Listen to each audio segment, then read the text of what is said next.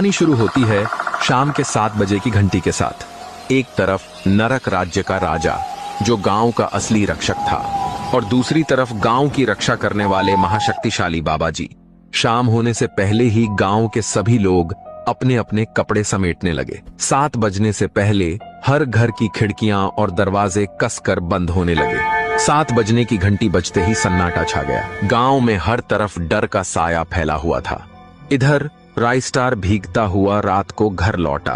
घर आकर देखा कि उसका छोटा भाई उसका इंतजार करते हुए डरा सहमा बैठा था।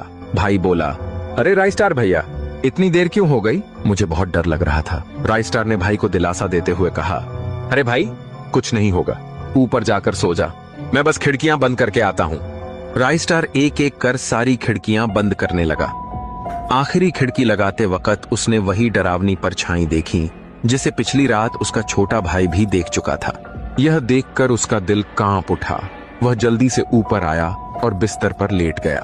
भाई भी उसके पास आकर बोला, भैया, मुझे इस घर में बहुत डर लग रहा है। राइस्टार ने कहा, ठीक है, यहीं मेरे पास सो जा। सुबह हुई, लेकिन गांव में फिर वही भयावह मंजर। गांव के सूखे पेड़ पर एक और लाश उल्टी लटकी हुई थी। यह देखकर राइस्टार के सब्र का बांध टूट गया। उसने मन में कहा, बहुत हो गया, अब इस डरावनी ताकत का अंत करके रहूंगा।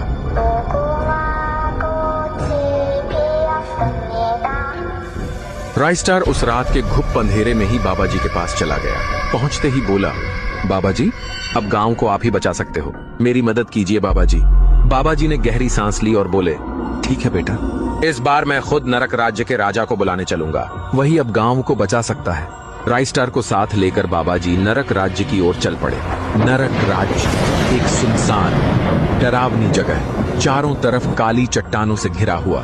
इस राज्य का राजा था महाराज सकुराकी, जो बरमूदा देश का सबसे प्राचीन और महाशक्तिशाली राजा था। सकुरा ने अपना राज्य छोड़कर इसी सुनसान नरक राज्य में डेरा डाल रखा था।